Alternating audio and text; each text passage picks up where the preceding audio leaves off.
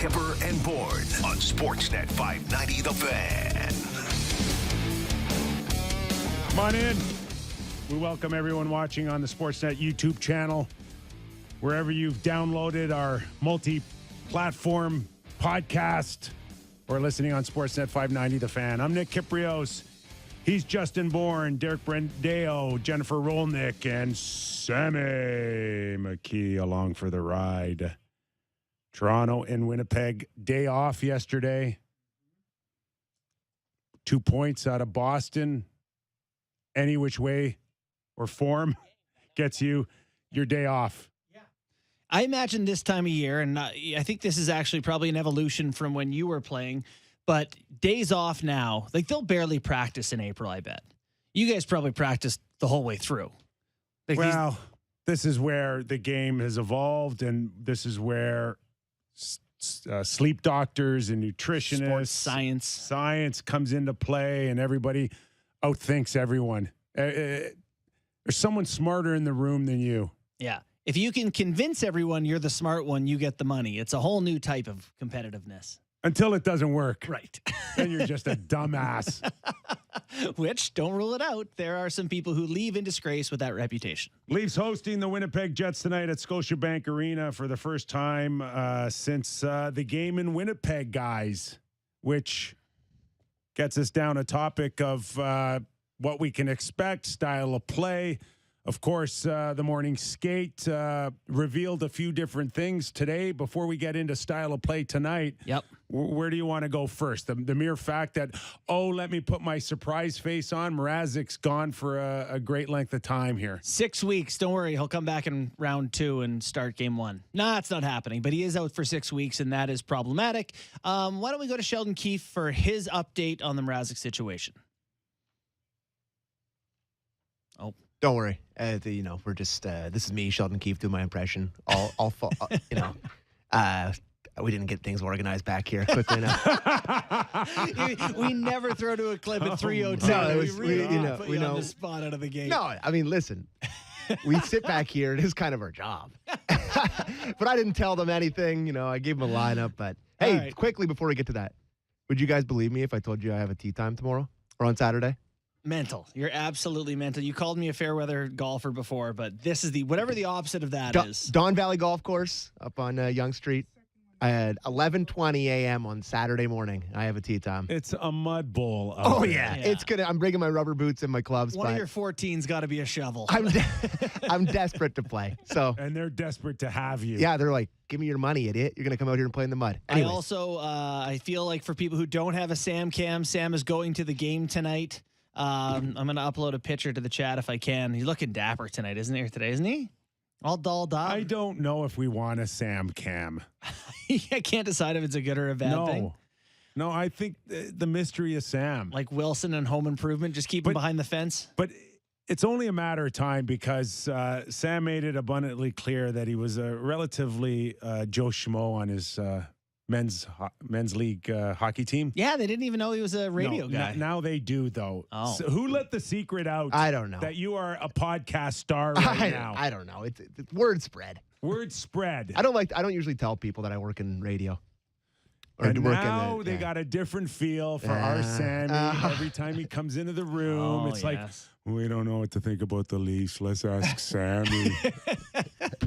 He's been forced to think about apparently, it. I did screwed up. The correct clip isn't in there for that. But let me tell you, he told us that Petr Mrazek's going to be out for 6 weeks, that he was upset that he was getting traction here, that he was playing well, and now he's out for 6 weeks again. He's getting a second opinion. I summed up the clip. Do we have the one? We do. We have everything. We have everything else. Okay, let's go there. Or do you want to weigh in on that? I don't care. Go to a Clippers. All right, confidence in goaltending. Go to Sheldon a Kypers Keefe. Clipper. Let's start there. Well, Shalgren has done a great job. He's won big games for us. He comes in the other night on the road against the Boston Bruins, with lots of game left, and it's a tight game at that point. And beat Carolina in here. I mean, he's won some big hockey games, and he's done really well. I think he's gaining confidence. The more comfortable he gets here, obviously Jack is right on the cusp of returning, and looks really good. So from that sense, we feel good. But most importantly, at this point for me, as I've been talking about all the way through this, through this season, and certainly the last little stretch, it's just how I'm focused on how we play as a team. And when we play like we have been playing, it gives, no matter who's in goal, a great chance of success, and we've seen that here of late. Yeah, he's pissed. he is. But, since his comments way back on soft and purposeless, he's been incredibly positive and reinforcing for a very long stretch here. But you know what sucks is I've also felt him get away from what felt like a lot of honesty to like doing the right thing. He's saying the things that won't blow up now, which is, I don't want that. That's no good for Kyper's Clippers. Because really, what's he really thinking? Either Kyper? way, we go underneath the surface. You know that. Yeah. We're the first ones to say this is what he's really thinking. And what he is really thinking is Petr Mrázek can go catch the next train back to Prague and not come back.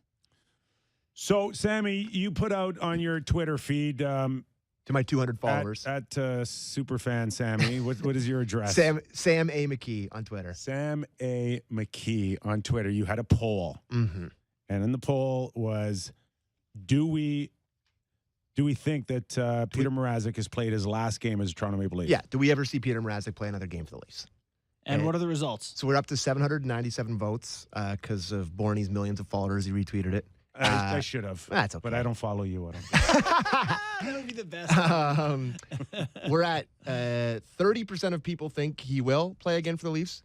70% of people think he will not play again for the Leafs. 70% of people think that's the end of Petr Mrázek. So let me ask you. Think this thing through for a second because it's not easy. It's a little complicated, but I'll get your thoughts first. What's the easy one? Yes. He's done? Well, I did vote, and I voted that he would not play another game for the Leafs, was my vote. However, I didn't realize that you were going to actually think about this practically. I thought my knee jerk was just like, he's the end of it. But now when you think about it, he's going to want the rest of that money, and he's going to be owed $7.8 million over 2 seasons. That's right. There is not going to be another NHL team who's going to say, yes, we would like to pay him that money for his services, which, he doesn't play. So... I don't know. Yes, he's most likely back. I don't see how they get rid of him unless they move a pick. It's a tough one. No question. Yeah. It's a tough one. And even if you move a pick, you have to be the receiving team to look at your owner and saying, why are we doing this? There's value here. Oh, he popped his groin 4 times last season, but he won't with us. Yeah. Like, how do you go and tell that owner? I don't know. Yeah, you can't sell anyone on the groin thing. The only thing, I guess, is if he decides his groin can't hold up and he just doesn't want to do it. How old is Petr Mrázek? Yeah. You got to assume at this point, is he 30? No, he's older. 31? Right? Petr Mrázek, age. He's not that old. 30. Yes. Born in 92. Thank you. Wow. So he's still young. He wants to play, but to your point, he wants his money. Now, people are starting to say they'll buy him out. No. That was going to be my next question. Yes. You don't want that cap casualty over the next 4 years. What's the number? But you gotta think strategically if you're Petr Mrázek and you don't want 2/3 of that contract. You want all of it. Mm-hmm. You cannot buy a guy out who's hurt. He has to deem himself physically fit. The Leafs have to check him off. Then you can have the option of buying him out. The buyout period is a small window, I think, June to July. Oh, this is fascinating. So he may want to stay hurt through July. That's right. Yeah. So that means all of next year, you're guaranteed your 3.9, and you don't open it up for the Toronto Maple Leafs to buy you out. Yeah. And if they end up buying a 1 year or whatever they want to do at that point, it's, you've got a big chunk of your money. He can make the decision to saying, it just doesn't feel right. Yeah. And he's going to do that between June 29th and July 12th. Okay. That's the buyout period. So he was born on Valentine's Day, by the way, Petr Mrázek. He's such a lover. Anyways, continue. Thanks for that. I have no idea. That's like useless information by Sammy. I just had it in front of me. When we first pitched this show or did pilots of the show, we did useful or useless as a segment, which we've gotten away from, but that would have qualified as a useless. They would love him to go to Robidas Island. Yes. So what is, in a perfect world, if he is healthy in 6 weeks, we are talking are we talking middle of the first round? Are we talking about early second round? Yeah, 6 weeks takes you to the middle of May, which is right when the first round should be wrapping up. So, yeah, you're looking at he'll be ready for the second round of playoffs. I don't see any scenario where even if he got healthy, would he be in a position to back up Jack? Well, I wonder that. Like, if Shelgren's been practicing, been on the bench for the first round, you won a playoff series, would you suddenly tap? It wouldn't be. A playoff round wouldn't be over because the last game of the season is on the 29th of April. And then they probably would play that, they would go over and play the Wednesday after that. So the 6th is 6 weeks from now. May 6th is 6 weeks from now. Okay. Oh, from tomorrow, sorry. So, they would probably be heading into game 2 in the first round with him. So if he can get back a little earlier, could he potentially be ready? That's gone well. Go ahead and getting back earlier. That's not gone well. So even if he's back healthy, like you were just alluding to, if he's back healthy-ish of some sort, but Shalgren's been backing up, he's been playing games down the stretch, I'm sorry, there's just no way you can put him onto the bench into a game that you might need him or a series that you might need him. You can't depend on it. They're at the point where, when you had the two goalies, you thought you would start one guy, and if things went poorly, you might be able to go to the other guy.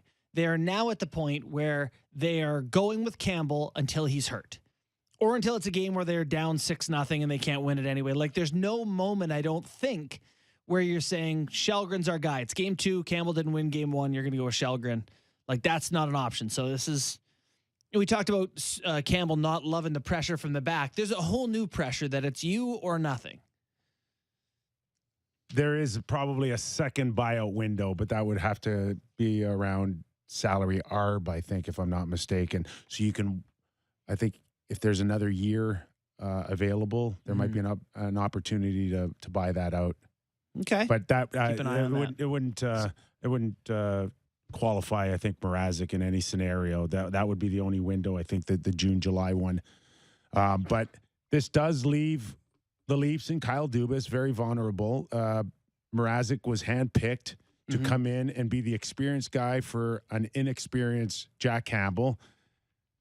Now you're in the hands of Jack getting hot again like he did in the first half, but still with like zero playoff experience.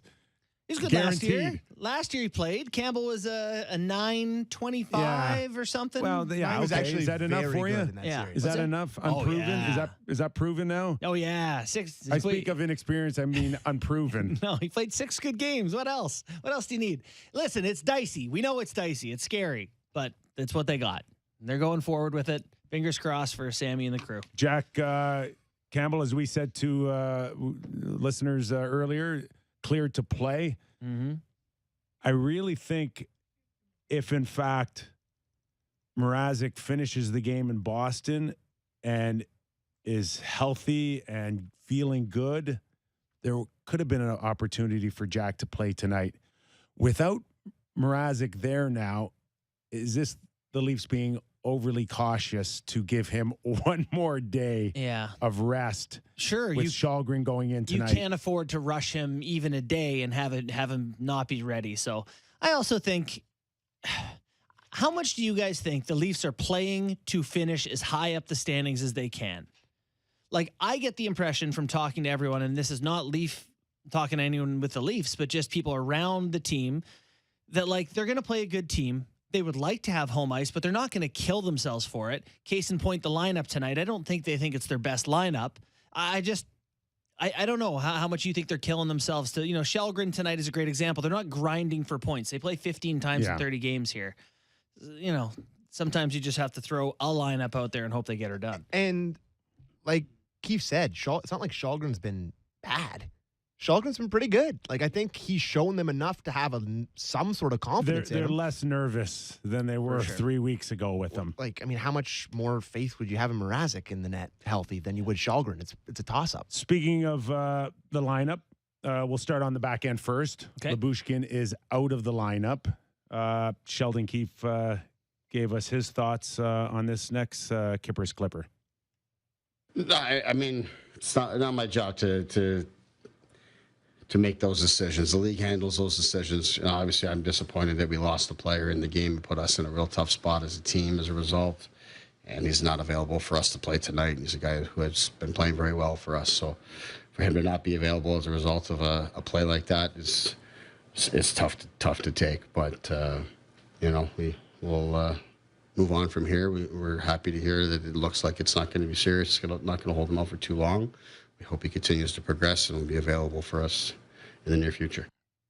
There's a lot of people weighing in on, again, the force of the hit and where it hit him. And some have suggested to me that it was actually the thumb that caught him.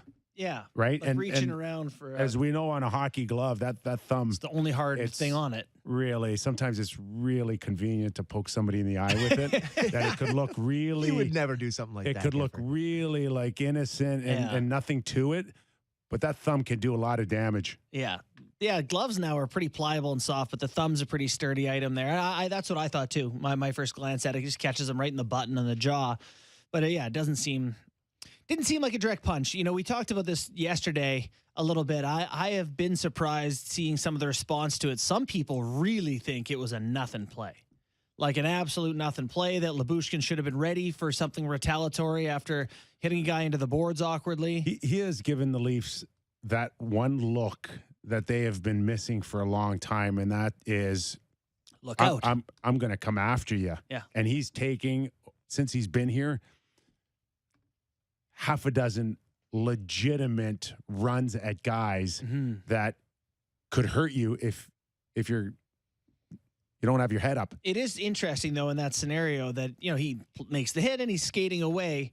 Do you think there's anything where he should be anticipating an angry player coming at him? That would be me. I would never turn my back on a guy, just try to drive into the boards.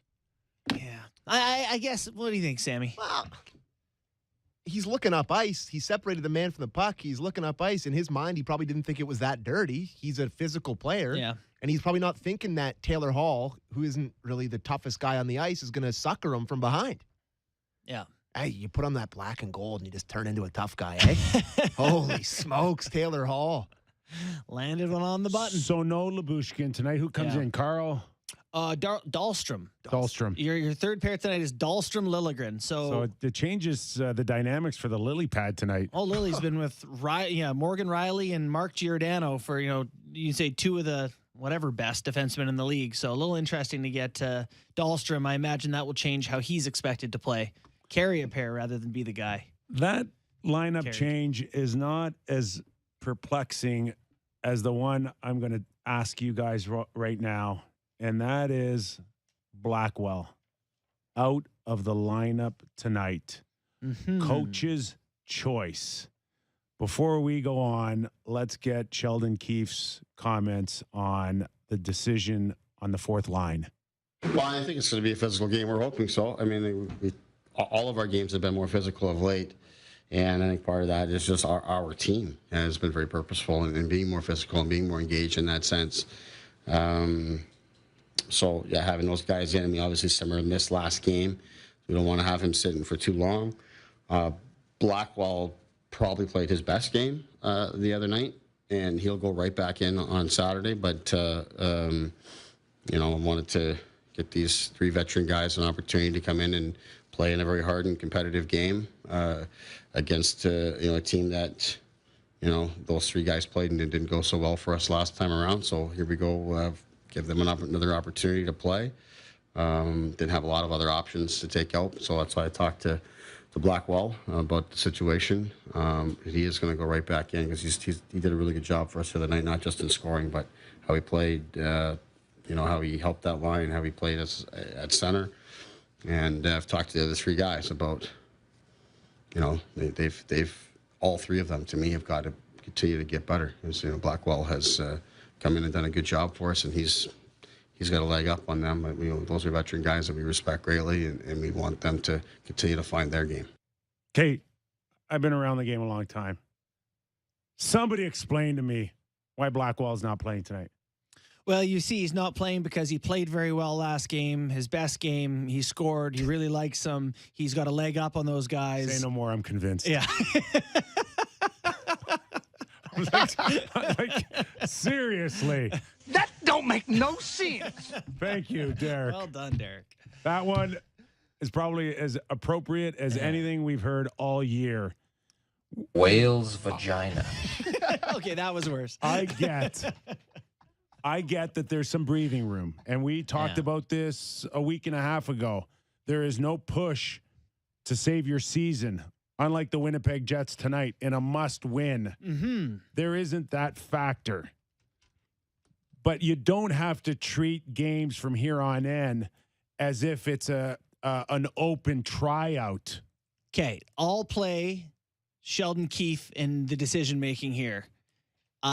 Here's my thought process. I don't want to lose Wayne Simmons. I want him to, not be frustrated. I want him to get in and give him a chance to play well, to be a part of this thing come playoffs. I don't want him just to rot. He's been healthy scratch 4 or 7 times. I want to get him back in. I liked Clifford a lot, and I think this last game in Boston threw a lot of hits. I think it's going to be a physical game against Winnipeg. Which he alluded to. Yeah. He said, I hope so. So we do know that there is that feel of the last time they met in Winnipeg where Pionk goes after Sandin, knocks him out, Spezza comes in. So we're getting that feel. No problem at all with Wayne Simmons coming in. I'm okay with that. At least I know he'll and chirp. leaving Clifford in. Then. And leaving Clifford in. So then Spezza for you? You know what? No. Spezza you want in? Keep him in. Spezza was a guy who threw the knee on Pionk, and he's the one that's... I'm telling you who I would take out of the lineup tonight. Michael Bunting. Wow. Yes. We're going right up to the top deck. I thought you were going to say Willie. And I was like, oh, Nope. God, here we go. No, I'd give Bunting a rest. Yeah. That guy, as we talked about yesterday, looks a little tired. His timing's off, guys. We know we went through some of his game before the show. He is at his best when his timing's impeccable. It's off. And Sammy, you alluded to this, and you said we didn't mention it yesterday, but it's really appropriate to talk about that 2-on-0 he had in Boston with Mitch Marner, where it's like you're not ready for that return pass. You started peeling off. Like, where do you just think for sure that it's Mitch Marner? Mitch Marner's not going passing to it. give it back to you? Yeah. Yeah, maybe skate to the net with your stick on the ice in the slot. Yeah. Like, don't peel to the corner. He looked back at the iPad and the bench and went, I messed up. Even when he should finish his check, he misses. His timing was off. A couple times he's pushing snow. Yeah. Recognize that he's a guy that hasn't done it at this point. Take the foot off his gas pedal a little bit and just let him regroup. There's not many options for guys to pull out. I would have pushed everybody up. I would have pushed Blackwell up. Mm-hmm. And in all theory, I think Blackwell could go in there with Mitch Marner and play a game on the wing, Matthews, and have the speed and have enough IQ to say, I got to get these guys the puck. I actually think they're fairly comparable players. I really think he could have gone in there, but do not take that guy out. Yeah, I think it sends the wrong message to not put in the lineup, someone who deserves to be in, someone who played well. Like, I think here's my one thought on this, why it's not such a huge deal. How much better is the Leafs lineup with Blackwell in and say Spezza out? Like 1% better, 2%. It's not. I don't think the Leafs are marginally worse with 7% better. You think that much of a swing? I think Blackwell's better at being a fourth liner than Spezza is. Yeah. I would have heard that case. The Clifford thing. I like the idea of. I don't want Winnipeg to go down 5-0, realize their season's over tonight, and start taking runs at guys. I don't know. I don't mind having a couple of. I don't mind that he wants to see some different things, but we are too close now to the playoffs where he should be thinking now of what my lineup could look like in game 1. Mm-hmm. And in no scenario do you picture you not playing Blackwell in game 1? No, he's in. He said it today. He's got a leg up on those guys. I don't take him out unless I feel like he needs some rest. He needs a reset. All of that can come into play. But I go to Michael Bunting first before I would do Blackwell. And to back you up on this, it's not such a big deal to miss one hockey game. To say to a guy, hey, look, someone had to come out. You're going to sit one out. You didn't think he'd been good for a few games. You'll be back in on Saturday. Like, it's not. But he doesn't do that. Look how long it took him to say, I've had enough of Willie Nylander. It took him 3 months. I think he in this instance is afraid of like damaging the confidence of a guy who had become found money for them. And if he struggles, boy. Don't wait too long. Yeah. No, you're right. Good to stay on top of guys. Why don't we listen to Keefe on the fourth line, and we'll continue this conversation. Yeah. We weren't happy with how that game went for us, but it's really just we're focused on getting a win here tonight. It's just two important points for us, and we need them, so we need to be prepared to win. But at the same time, whatever their game brings, and it's not just for tonight, but it's for the rest of the season. It's through playoffs, all that kind of stuff. We've got to be prepared to compete and play within whatever the game is going to bring and provide, and be comfortable inside that. So some of that goes into the decisions. So basically, he said, I'm expecting a hootenanny tonight. Good. A brouhaha. Which is unlike the Toronto Maple Leafs. And it's unlike Keefe to do this.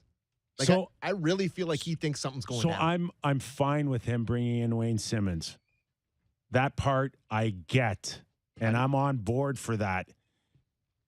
Does he play 5 minutes? Does he play 7 minutes? But can he talk to some people out on the ice? Would you have bet that Simmons would have had something to say to Brad Marchand, cross-checking your captain 2 or 3 times in the game? Sometimes that's just enough, guys. Sometimes it's just the optics of somebody saying something to someone. Wayne Simmons can do that. We know that. Is he going to drop his glove? Yeah, maybe once every 15 games, 20 games. You argue whether it's enough or not. But tonight, it's appropriate that he's in the lineup. Just don't hurt the guys that have done well for you. You've won every game with Blackwell. It's going well right now. Let the guy run with it a little bit. They have a couple of guys like Adam Lowry fights, Logan Stanley fights, Brendan Dillon will fight. They got a couple of bigger guys. I don't. They're also back to back. Yeah. They're tired. Yeah. And there is every reason to believe that they're not going to have much in the tank tonight. And particularly with the lineup the Leafs are dressing, I don't expect much. I don't expect anything, quite frankly. Like, I don't know if Winnipeg's holding on. Maybe that's what Sheldon sees, an opportunity of a tired team to come in and let's pounce on them. Let's cross-check them a few times. Maybe get some attitude going towards the playoffs. Maybe that's the focus tonight. Yeah, and you've got some stats that we'll get into in a little bit about the Jets and the Leafs' opportunity here on this team. But, excuse me, maybe the opportunity thing, seeing a chance to get these guys, to get Simmons back in against this team and potentially against his former team. Up his relevance. Get his former team in Philly on Saturday night. And then, they get into some big games against they play Tampa Monday. They play the Cats Tuesday. Then they go to Dallas. Like, maybe there's a few games here where it's like, here you go, Simmons, and then it turns into the spot where he doesn't get back into the lineup for a stretch. I don't really know. Clifford has to play a perfect hockey game tonight, or he's not playing the next night because they're going to Philly. So they're going to want to have Simmons in. They said Blackwell's coming back in, so Clifford's going to get some days off here. Yeah. This should be for the right reason. I think Clifford's come in and done a pretty good job overall. Did he take a stupid penalty in Nashville? Yes. Do you remind him of that? Yes. But you don't want to necessarily have these guys thinking that they're on, a game-to-game basis. I don't think you want to go in towards the playoffs. See, I think they do. Thinking that, am I in? Am I out? I'm so worried about thinking if I'm in the lineup or not on the or out of the lineup. I can't focus on visualizing doing well on the ice. I'm just thinking about whether I'm playing or not. I think they think healthy competition will spur guys to get the most out of the fourth line. Like, if you don't play well every night, you're not playing the next game. I don't like that. I hate not going back to a line that looked good.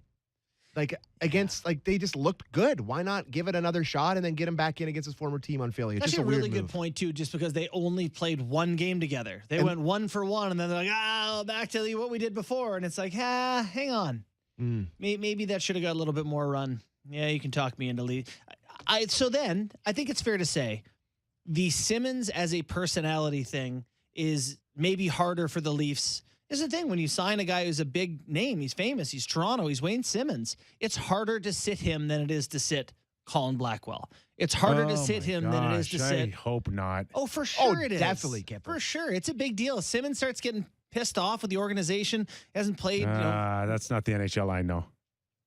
Well, it's just among proven veteran guys, I think when it's ego. over, it's over. When it's on its last legs, it's on its last legs. You'll play when we say you play, and just deal with it. I mean, that's how it should be, but I don't think NHL. I don't think that's how it goes at all. I think guys have huge egos and they have to be torn from the Oh rink. boy, I do. Then I think Kyle's doesn't have his priorities straight. If that's the case, I think it was awkward with Joe Thornton, who probably got more than he should have in the playoffs last year. I think it was awkward with Patrick Marleau, and it came back to bite them in the ass. I know. So can you learn from that then? Good point. It's a bigger conversation about the veterans that have been brought in here that feel as though they're owed some sort of, and I'm not saying this about Simmons, but I'm just saying as a general conversation. Yeah. Bringing in the cheaper veterans who used to be a more elite player that come here towards the end of their career, and then having the talk with them being like, hey, that's a lot to put on Keefe. And that, because I'm sure it's Keefe that's having these conversations with them. No, it's not. I don't think Dubas is doing it. It would depend. It depends how many promises who made to who, I guess. Whom? That is a tough spot for Sheldon Keefe, obviously, as a fairly young coach in the NHL, to have to go to a guy with 1,000 games and say, we like Blackwell better. And I love Blackwell, what I've seen from him. I'm upset that he's not playing tonight. He was getting some momentum going. He's been good every game. And how about this? Fun to watch. I know. That's what I mean. And I think he can move him up and down the lineup and not be hurt by it. That's all. I mean, if you'd say you took Bunting out, maybe you move Mikheyev up. Maybe you move Blackwell up. Maybe you split time between the two of them. I don't know, but those are good looks that you may need in game 2 or game 3. Do them now. It's fine. What if, there's an injury higher up the lineup? You certainly can't move any of the fourth line up the lineup now, right? Given the names, like you're not going to put Clifford to go play with those guys or, Simmons on a top line. And yeah, you never know. Maybe it ends up biting them. They lose a point tonight and they miss home ice. These decisions can end up mattering quite a bit. And is the college kid there, Nick Abruzzese? Abruzzese? Okay, We're nicknaming this guy. I want Simmons in the lineup every game. If I have to pronounce, if I have to pronounce this guy's name on the fourth line, Abruzzese. That sounds easy. My goodness! That was a good joke. Okay, that's a good one. Are we going to see him soon based on open season tryouts? Yeah, I would imagine you'd see him on Saturday night. Wouldn't you think? I don't have any inside information. Tonight was not the right night if they think it's going to be a physical game. If I'm not mistaken, he's 5'10", 170 and never played in the NHL. He was going to play because we assume... They got to burn the first year of the contract. They got to burn the first year of the contract, so that it's going to come. Yeah. I mean, that's part of the deal, right? You sign a 2-year deal, and now he's in a position next year to re-sign. Mm-hmm. So you just... I think it's a more favorable spot in Philly against a pretty listless team that's not playing for anything. There's no emotion really in the game. I also think that's why Mrázek Campbell's coming back then. Yeah. It's just another game for Philly. It's just a game. And a lot of guys on the Jets tonight that'll be going hard to the net. Big bodies, tough guys. I keep saying it, but I am expecting something tonight, and I'm looking forward to it. Should we talk about Austin Matthews maybe scoring 50 goals tonight, or do you care about that? Do you want to do our Muzzin update and get that out of the way first? Well, how far is Muzzin's close, right? Yeah, we can play the clip. Let's ask Sheldon how close he is. I'd say it's day to day. It's getting close. I think you could probably attach similar to Jack in the sense that while Muzz has had some practices with us, he's been red jerseyed and he's been doing quite a bit, but not full contact. So the lack of practice time for us has kind of hurt him in that sense of being comfortable and confident coming back to play, but he's real close, I would say. Okay. Do you envision him? First of all, do you envision the Leafs having success with Muzzin in a third pair? Because I don't. No? I love Muzzin Lyubushkin as my third pair. Go run into people, defend. We'll start you in the D zone. Yeah. Play I don't want to pay a guy almost $6 million a year to be on my You have third to get line. the money out of your head and just play the best players in the right spots in the lineup. I need Muzzin to play like a $6 million shutdown guy. What are you going to pay I need Gio? him What's he making? Six at and a half? At his best. Yeah. No, I mean, that's best case scenario is he can handle those sort of minutes. And, you're in a situation where Riley Brody, Muzzin Hall, So Giordano Labushkin. Sammy, I got into it a little bit with your morning host buddy JD, who wants The Tarpless Wonder. wants Gio signed like yesterday. He's so nervous right now. I do too. I've seen enough. I just wanted to see your I'm face. sorry, I'm glad he's not the GM. I just want to see your face. Just give him Can we 3 get or through 4 the mil. week? Nah. Listen. He's been good I have been. and a great influence. My expectations have been exceeded as to what they were going to get from Giordano. It hasn't you? He's been playing in I Seattle think 22 he's done exactly a night. what we thought. He'd come in and be a calming influence. Whether or not eventually some scenarios where foot speed comes into play is always going to be a concern for a soon-to-be 39-year-old. But he has had an effect on that blue line that has rippled right through the hockey club, and the IQ never leaves. The feet may, but the IQ, the hockey IQ, won't leave, and he has had that effect where you don't have to go 1,000 miles an hour all the time. You can slow things down and still control a good portion of the game. It would be fun to do the best old slow team. I thought that Yager was really good for a lot of years. After he lost a step, he still found a way to be effective with that body positioning. Joe Thornton, you don't like him now, but he's been slow for 6 years, and he had some very good seasons. Is not as fast as he once was. There are some guys who can continue to keep up their play just with their brain. John Tavares. What do you? And What do you guys think of Hall and Giordano as a pair? I love it. I think Giordano is Jake Muzzin to me. Hull's been much better, the last few weeks. Yeah, so he's just fine, huh? Took that puck in the brain and there's blood in his visor. He's Stitches. fine. So the puck didn't cause the stitches? Or it did? Yeah. Because the puck seemed to hit him here and there's blood. Okay. No, it's just you start leaking everywhere. He just shoots blood out the Yes. front here. Yeah, it didn't look good. And he got a penalty for getting pulled down by his stick in that one too. Would you buy into the Gio negotiations going the same way as the Jason Spezza negotiations the last few years? I would They're love sign on the minimum bottom line here. I love that idea very much. See, this is the problem when you do that, when you get guys to do that, like a Wayne Simmons, and then you also don't want to play them. You have guys going, why am I here again? What if Gio starts to slow down and he's taking a discount to be there? And I don't know, just give him a couple million. But the precedent has been set. I think you're way off on this. I think you're way off. I do. You think he'll sign for $3 or $4 million? He's still a very good defenseman, like a top 4 NHL defenseman. I don't think you can say the same Can you fit for him in at 3 or 4 next year with the cap only going up 1? No. And you have No, you can't. no goalies. You have no goalies. I guess that depends. Can you make Petr Mrázek Disappear? Yeah.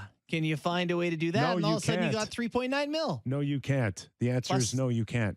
Oh. That's why you have to beg No, you Gio to take the Jason Spezza deal. Petr Mrázek, Arizona Coyotes, ASU style goaltender. Is Sammy still driving Mikheyev to the airport? No. Or is he back at 4+? What do you think, Mikheyev? On the open free market? agent right now. What does someone give him? He's 27. I think he's in the ballpark of 3.8, 4.2, 4.5. If someone wants to get really stupid, then you can go up 4.7, 5. Oh, get out of here! It's a 3, isn't it? 3. Oh, okay. Let's go back a year and substitute Mikheyev for Hyman, because you are no different than about 1 million other people that I talked to that said not a snowball's chance, and you know what? Hyman's going to get paid over $5 million. And then it gets stupid. Free agency. They overspend. Mikheyev's a good hockey player right now. Yeah. That can do a lot of different things. There's not too many guys that have that size, that can skate like that. And if he's figured it out a little bit with his hands, that makes him a valuable guy. He does. And so I agree there. The only thing he doesn't have is the longevity of having proved he can score. Zach Hyman had, 3 years of scoring 25, 30 goals, whatever the numbers were. Mikheyev has one hot run here where it's like, hey, this guy might be able to score. That might change things a bit. Anyway. Okay, we're going to take a quick break here. Sean Reynolds is going to join us, Sportsnet reporter based out of Winnipeg. He's going to give us the latest on the Jets and what last night's overtime win in Buffalo did for them. Hanging a controversial shootout goal where Blake Wheeler comes in, hits the brakes, and still scores. We'll get your thoughts, JB, after the break, whether this goal should have counted or not. We'll get into that with Sean as well. And in the second hour, Mike Rupp, NHL Network analyst, former NHLer, he'll stop by as well to give us his takes on Nate McKinnon coming back a little early off of a injury that we thought may have cost him more time. That and more on Real Kyper and Bourne, show number 123.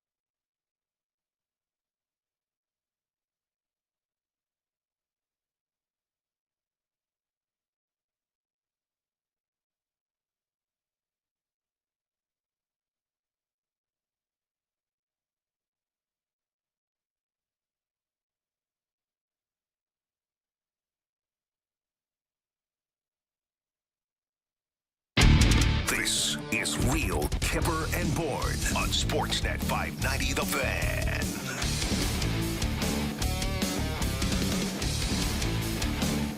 The Toronto Maple Leafs entertaining the Winnipeg Jets tonight. Winners of 7 of 9. So they're coming in feeling pretty good. Mm-hmm. No Kyle Connor, who's arguably their MVP this year. He scores like crazy. Nate Schmidt also out of the lineup. COVID. Really? Yes. People still get that? Yes. I mean, I'm not saying in the world or just the NHL. They've been doing this. They've covering got their eyes and ears.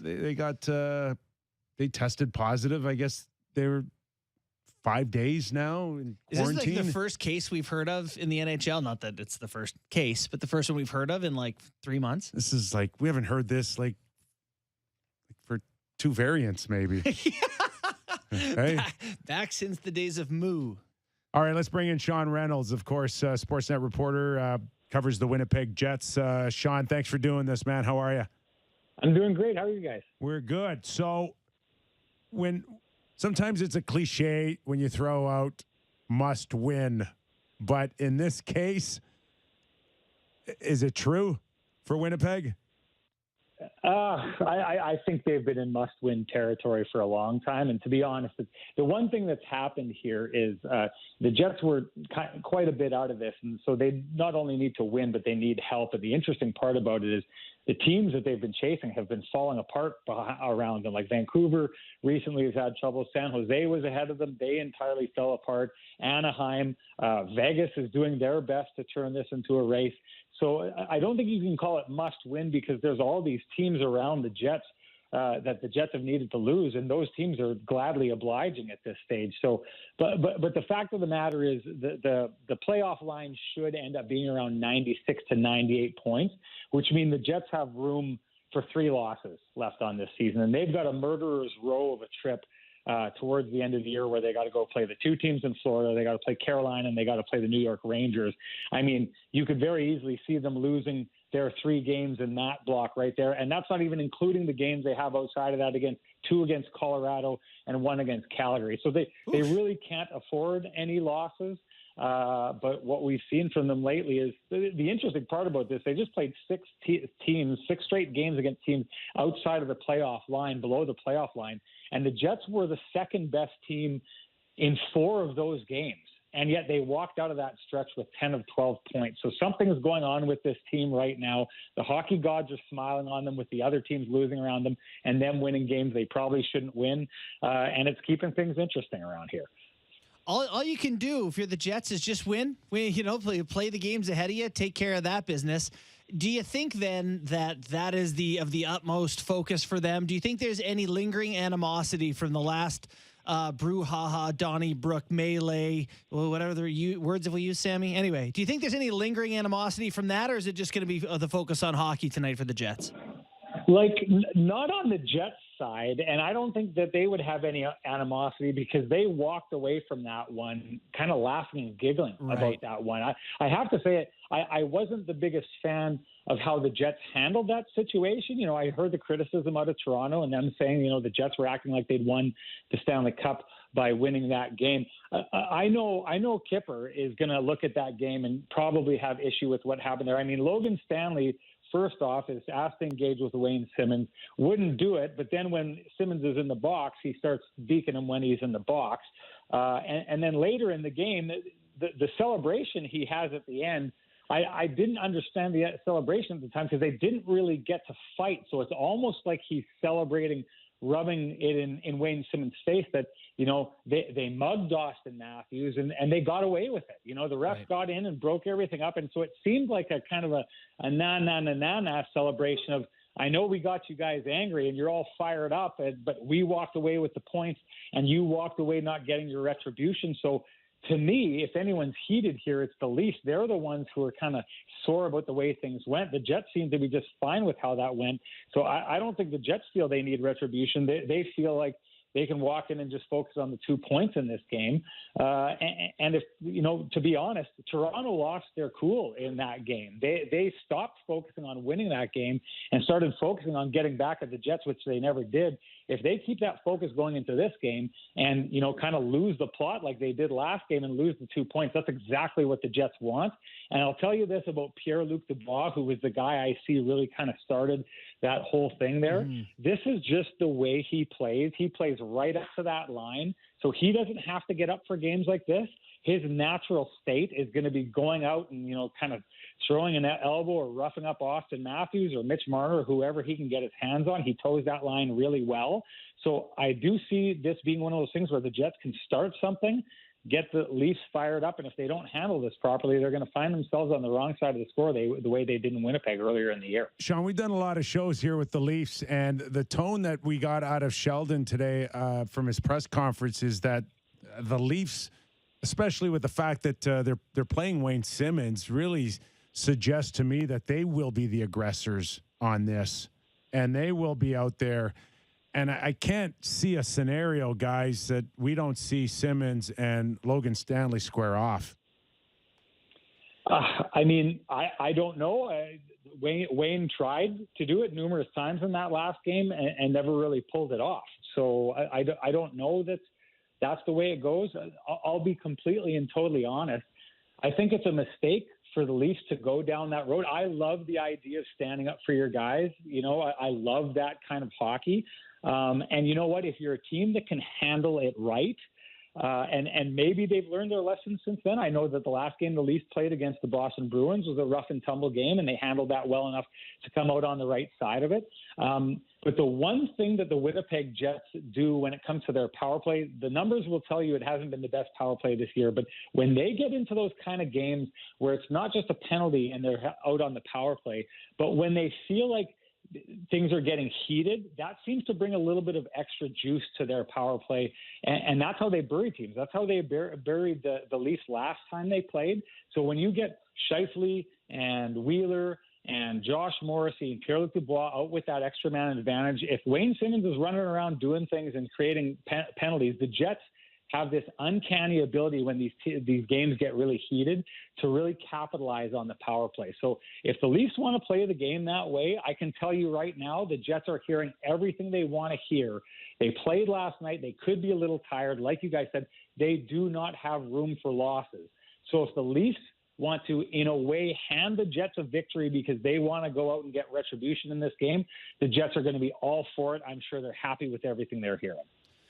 So, Sean, where do the Jets go from here this season? Looking at this roster, it's not quite a cup contender, I think we could fairly say, but there's but there's good pieces. They got some good things going on. Do you see a path where the Jets can go from being sort of a middle-of-the-pack NHL team to one that can get right back to competitive in the West?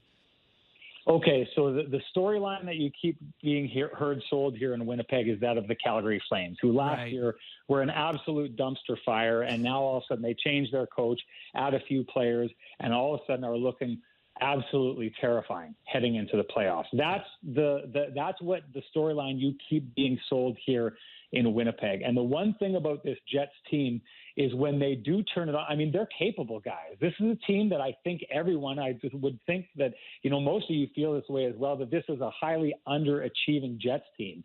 And the reason we think that is there's these moments where, Tampa comes rolling into town and the Jets beat them 7-4, right? And there's been some cases of that this year where they played some really good teams and taken it to those teams. So when everything lines up for this team, they still look like the roster is highly capable. So I know that there's a lot of people feeling that, that if things don't work out well for the Jets and they miss the playoffs, that people are going to be tempted to blow it up.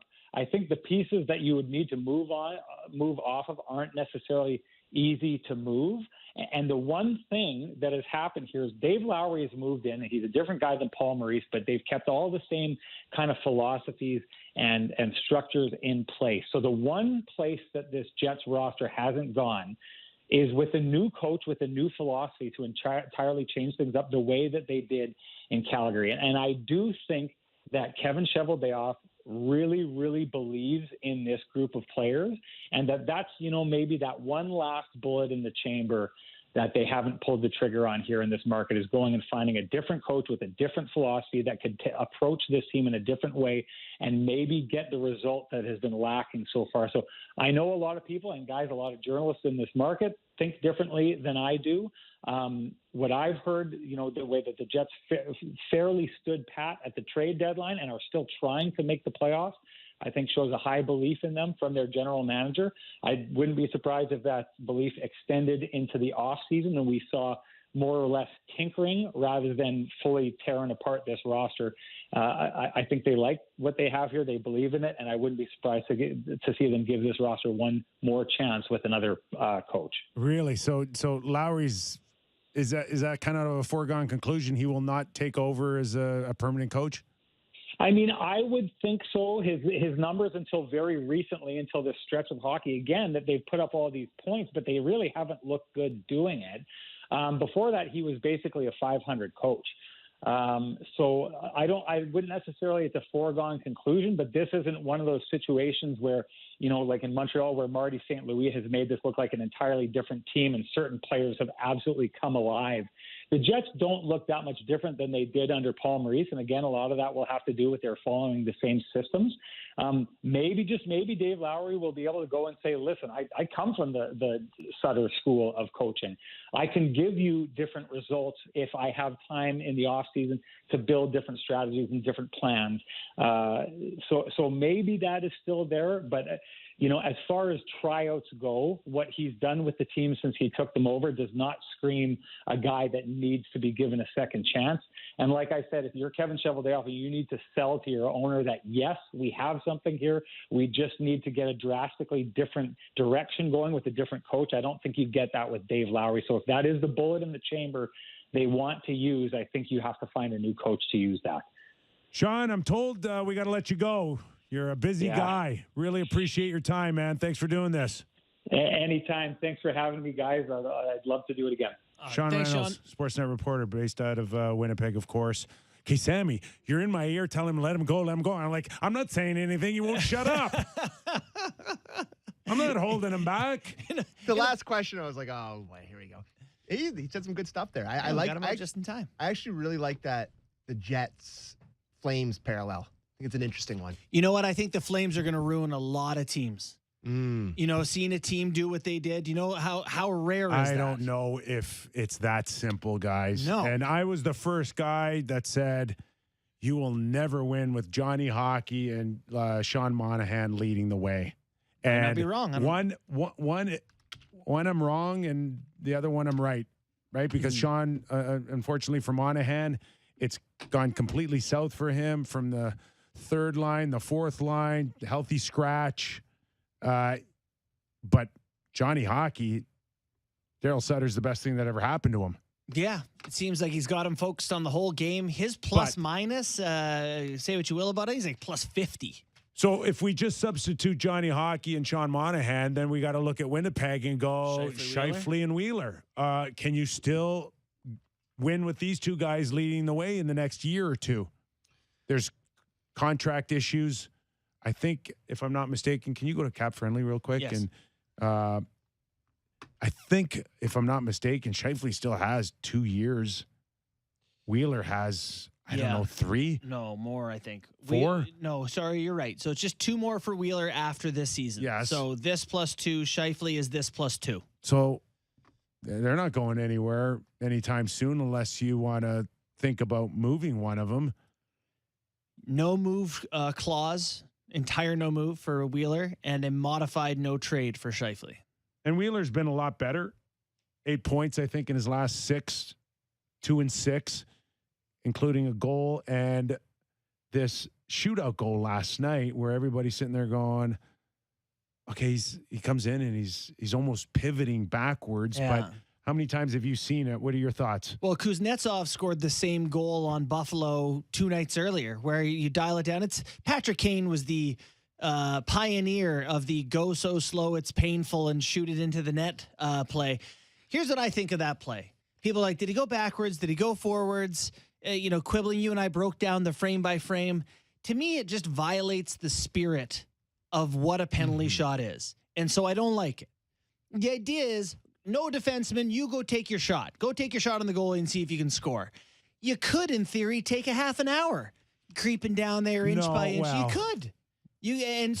But you have to make forward progress. Okay, so you could take 10 minutes creeping your way down. My point is this doesn't happen in the flow of hockey. There's no scenario where the shooter gets to just take a nap. And that, to me, we're looking to find the best hockey team in a game. Some of the angles that the guys want to come in now, like I'm way out from the boards. Do I have a pocket full of quarters? Am I playing centipede here? They're going like left and right and left and right. Everybody tries to reinvent the wheel, and we've talked about it before. Speed, snapper, low blocker, speed, backhand, top corner. Those two moves work every time. They're great. They're great. They work. Those are staples. And I'm not asking the league to say, everyone go down there and take a slap shot. No, but skate fast. Skate fast. I don't know why the slow is way, and okay, so we have to talk about why didn't Craig Anderson just knock the puck away? Well, he was in the crease. A simple poke check. You got to watch the highlights of that. He's wiggling on the goal line just like poke this. It away. Wheeler handles the puck 3 times in the blue. Yes, just poke it away. But at the same time, you shouldn't be able to stop. It's annoying. And I'm a shootout purist. I like the shootout when the Leafs aren't involved. I like looking at the moves that guys try. I like all the different stuff. And it's a epidemic of guys trying to do these stupid, slow weave in because every move's been done and they think they got to do something new and try something new. And it's not rocket science. Sam, fast, you hard just love snapper. Robert Reichel to come down and take a slapper at the pillows. I like a hard snapper or backhand. Those two work every time. I don't know why they try to reinvent it. Because they don't work every time. They do. That's why. Radim Verbata scored the same shootout goal. Franz Nielsen's the backhand shelf king. Did you watch L.A. and Edmonton's shootout last night? I didn't know. Just More McDavid and Draisaitl, just goals. Yeah. Like one just overpowers you with a shot. McDavid comes in and gives you the shake and bake. And Jonathan Quick was fantastic last night, but I felt bad for him and any other goalie. You love the McDavid disallowed goal, huh? I did because it was an all power, and he did kind of look like Austin a little bit. Very Matthews-y goal. Protecting the puck. Kopitar on his back. Yes. And shaking Sean Dursey, who can't defend a lick, right, Sam? Kopitar's a pretty good 200-foot guy. Won a couple Selkies. And he had his hands full. Yeah. Last night. Yeah, I was watching that game when I was flicking back and forth between that and being frustrated by Canada soccer. But Sean Dursey's a player, boys. You say that like you're depressed. I love Sean Dursey. Played in Owen Sound, as I've mentioned before. And he's the one that got away. He's just... Mason Marchman's the one that got away. No, Dursey for me. Yeah. Right-hand shot, good skating, defenseman, plays physical, except for when he was getting bodied by McDavid. Snaps the puck around, playing on the first power play unit for a playoff team. And hey, it's a trade you got to make 10 times out of 10 when you made it. You're at different points of your trajectories with the Kings and the Leafs when they traded Muzzin to the Leafs. I understand it. I'm not going to say it's a bad trade, but the receipts are coming here on that one. And it's scary. And Grunstrom looked pretty good for them too last night. He's competing. He's contributing to the lineup. I don't like it. I'm not going to like that one. I don't like it. And Drew Doughty's out. Drew Doughty's still out. The Kings are pretty decent. Still though, tough not to watch that game. Like you feel like the Oilers are going to get through a round. Do you not? Like I know the Kings are fine.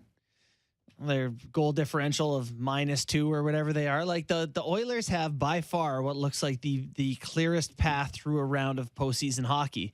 Hate to jinx it. They're just not deep enough. No. I think Jay Woodcroft's done a heck of a job so far. And he's got some youthful energy now going through the team, which he didn't have before. Yamamoto, McLeod, and Ryan McLeod's pretty good. Yep.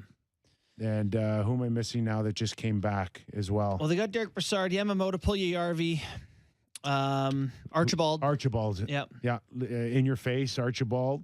But I don't know. I just don't think Draisaitl. It's almost like the Leafs right now. Every night, Marner, Matthews, Draisaitl, McDavid, they have to go 2 points a night. Yeah. For the team to win. Yeah, Draisaitl had some comments after the game about the goal chase and Matthews, and he said, that guy over there, he's pretty good. He's fun to watch. But yeah, I want to beat him. Like, he has the goal chase in mind. We're at the point of the season where he was like, I'm coming, trying to get to that number. So there was a great clip, speaking of great goal scorers, of Patrick Laine. Did you catch that the other day? No, what do you say? Somebody asked him. It's the Daryl Sutter of players. Great yeah, lines. you just stone face somebody. Somebody asked him on one particular play, did you shoot for somebody to play the rebound? And he's just stone faced. He goes, I don't shoot for rebounds. I shoot to score. And that was it. Yeah. That's just like, what are you, dumb? Have you watched me play? So, I don't shoot for rebounds. It's funny you mention Laine. I was just looking, because we were talking about the Jets, I was just looking at that 2018-2019 roster when they got to the conference finals, when it really looked like they were destined, and they ran into red-hot Marc-Andre Fleury. Remember that? He was just out of control, good for the Knights. It's just the decor, what it was then versus now, is the biggest, by far biggest. Like, led by Byfuglien. They've never recovered from the loss of Byfuglien. Trouba, Myers, Morrissey, Byfuglien, Ben Sherratt, Kulikov. Like, that was good. They had a really strong, deep decor, and during those years of them being good, and they've just never recovered. Like you said, after Byfuglien left. Trouba's shown me much more than I thought. Yeah. I thought at times he made poor decisions in Winnipeg, and there's just somewhere he kind of got lost a little bit on the ice on his true identity. But I sure like him in New York. He is, I sorted and hockey he's fights. He's a good guy, too. He's good in the room. He answers, he looks people in the eye, media, teammates love him, coaches love him. I want to say he's near the top of the league in fighting majors this year, which was surprising. Well, because he got challenged. Every time he knocked somebody over, somebody challenged him. Yeah. Yeah, there was a few games. He went through a run where he was just like mammoth hits. Yeah. The one on McKinnon. Which you don't see anymore. Tanner Jeannot has fought 12 times this season. Who's that? Tanner Jeannot in Nashville. Delorier's got 11. I mean, Marcus Foligno, is Bunting 9. Still in the Calder fighting race? leader? Oh, I think the guy that you said should be maybe sitting out a game is leading the Calder race and everything. I think he's got 50 points. Got to be. He's in the conversation anyway. I think he might be first in rookie points. I can usually tell you these things fairly quickly, but I can't right now. All right. Well, we'll ask Mike Rupp after the break. Sammy, no tickets today. We're good.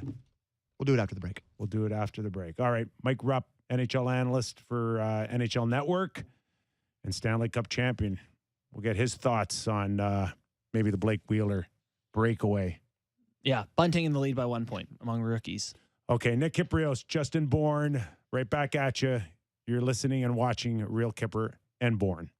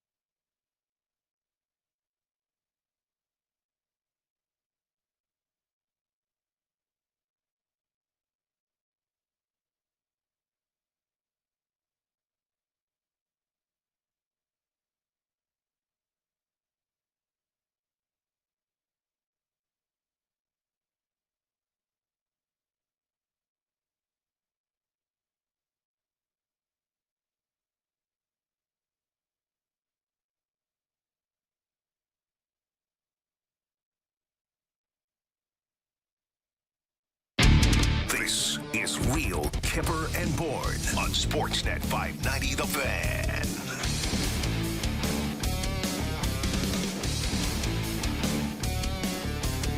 Just waiting on Mike Rupp. I also want to get into a Bruce Cassidy clip on... Yeah. Nerds. Analytics. Yeah. It's great. Same thing. And I will say this.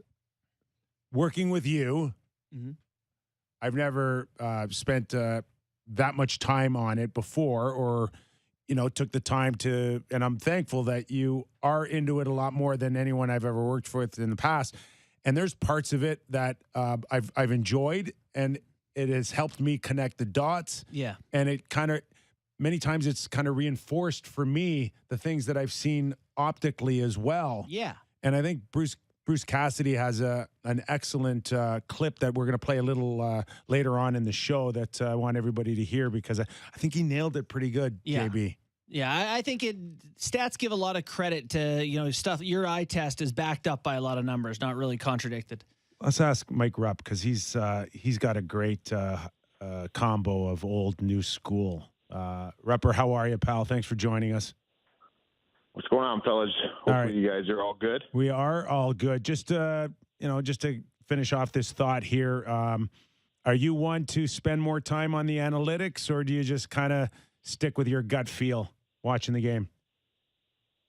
I've evolved. I was just going on gut, and I'm starting to really. I'm kind of going a la carte with the analytics. All right, so it's like you're at Morton's. Picking a couple. Right? Picking a couple out here and there. What's that? It's like you're at Morton's. You don't know. You want to just take a look at the cart and see if you're going to go asparagus, broccoli. The button mushrooms are nice. Yeah, I like to mix up a little. I don't want to, I don't want to be committed with something. So maybe I just want to go straight protein. I don't want any carbs. I just want to go a la carte off the menu. So that's kind of what I'm doing with the analytics. There's some things that I think I believe in a ton. I think that I'm still of what my eye and experience tells me is what I think, and that's what my read is. And then if I'm a little bit teetering on things, then I jump into the analytics side. And I think there are some really great things out there, some real supportive things. And I also think there's a lot of freaking terrible things. A lot of things people pay attention to. And a lot of things that people pay attention to. There's really too many variables that go into something that I don't think is always understood. Want to get your thoughts. We got Toronto and Winnipeg going at it. And if we base it on what happened last, and of course, we're talking about a hit that knocked out rookie sensation Sandin for the Toronto Maple Leafs. We're talking about an incident that led to a 6-game suspension for Jason Spezza that got reduced to 4. And there seems to be a little bit of a trickle effect. And if we listen closely to Sheldon Keefe's words, I think there's a part of him that hopes that maybe there is some of that emotion that's drawn in. Just your thoughts in 2022, can something that happened months ago still affect a hockey club today? I think it should. I mean, I think you have to be controlled in it. You don't want to do anything dumb, and there's a lot of circumstances that come into play that you want to make sure you put in proper pecking order. But the one thing that's the one thing that for the fans that don't know, I played against Sheldon Keefe in his OHL career. He is feisty. He's that type. He was an agitator. He was a guy that he would definitely remember and have a long memory if something would happen in like this situation. So I like that he maybe is alluding to that, and these things shouldn't be forgotten about. You might be limited in what you can do at the moment. But you don't forget about those things. I mean, it's different. It wasn't an injury on the play, but remember the whole Sean Avery incident with the Avery rule with Marty Brodeur, right? I was on that team. I was with David Clarkson. And we would sit there and rack our brains because we want to get this guy back, but we're in the middle of the playoffs. How are we going to do this, right? Mm-hmm. And we had to like bite our lip, and we had to let it go. And then the next year, I think Clarkson ended up fighting him, and I was always trying to get a piece of him. So there was times like we remembered for a long time, but there's certain time and place for things, and I think that's the read you have to have. Well, using all that experience you got there, you've obviously come over to the media side and applied it to your everyday life. I saw you did a nice breakdown of Panarin's assist the other night. You know, now that you're on this side of things, do you find yourself sounding like your coaches, like one coach in particular? Do you wish you had listened more, or do you feel like you picked up enough over your years? I think that it's maybe other people's lives aren't like this, but the way I think that I look at things is like, and we could think about the same decisions you made when you're 16 and 17. I have the worst Aztec sun tattoo on my shoulder that I got 17 years old. And in Windsor, and my kids make fun of me about it every day. And I'm like, good Lord, like if I had any kind of common sense, just a few more years and I wouldn't have done that dumb thing. But I think the same ththing is like a player. Right now, I mean, let's put it this way, and I think that you guys would be in the same boat. I watch. It's not. I can't even put it on a scale. 1,000,000 times more hockey now than I did as a player. Right. You know what I mean? So you see things, so you pick up on things, and I know I did that little. I was messing around with it. I've been doing it at home, so I'll have a stretch where I'm not in for 5 days or so, and I'm still involved. I'm still entrenched in it, right? And there's certain things when I feel passionate, it's like I want to say it, right? So I'm just grabbing a colored pencil and pointing on a screen and doing that. So, I mean, it kind of fulfills that void in me from not playing. But at the same rate, I'm able to see things differently now, and I'm studying the game more now. And it's things that when I was playing, like if there was one thing that I wish I would have done as a young player, is just work on keeping my head up.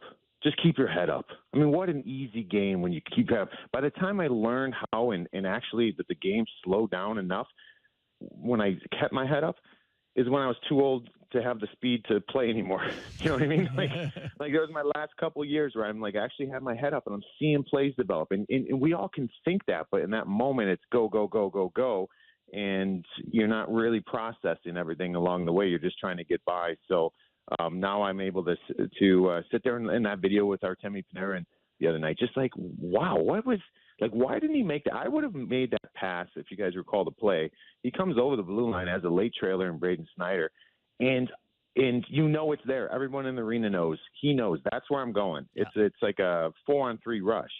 And the late guy trailing, the typical two guys going in the net. Panarin's got his defenseman on him.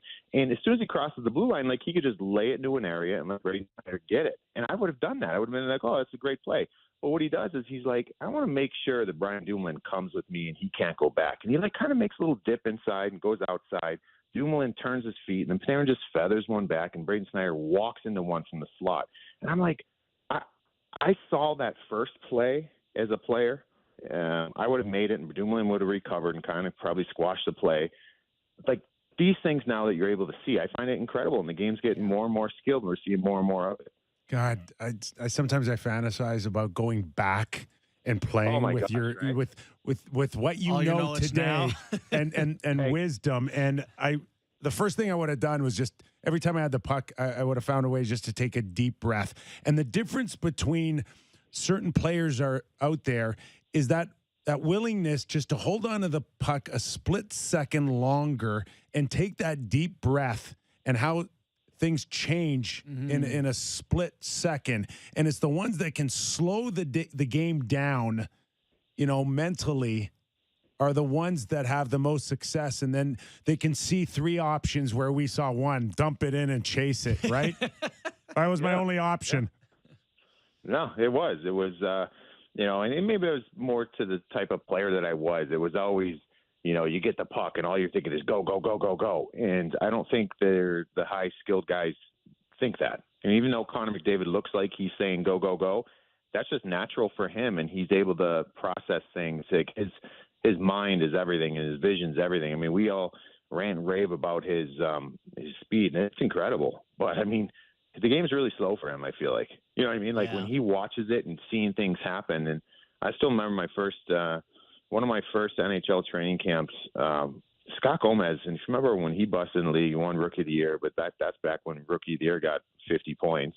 Had a great rookie season, wins the Calder. And I played against Gomer growing up, and he was always his head was up the entire time. It may have been up more than any other player I've ever played with.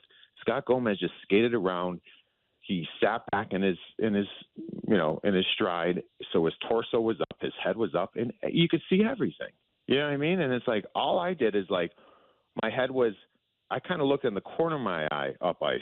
I was looking, 2 feet in front of the puck, and I'm sitting there, and then I'm just chipping it by, and I'm just straight line vision. And so, yeah, man, it's crazy now. And you're right. The patience is everything. I mean, for as good as Cale Makar and as talented as he is there another defenseman that waits out plays, one blocker goes down, 2 blockers go down, goalie's floating and swimming because he's waited all the way across the net, and he just scoops it in the top corner like nothing. I don't even understand the confidence to have the stick in the air and the head up and not check back down to make sure the puck's there before you hit it. It truly is a baffling level of confidence and comfort with the puck. So we were talking earlier on the show about the Leafs' fourth line. So they bring in this Blackwell. He's played really well, scored last game.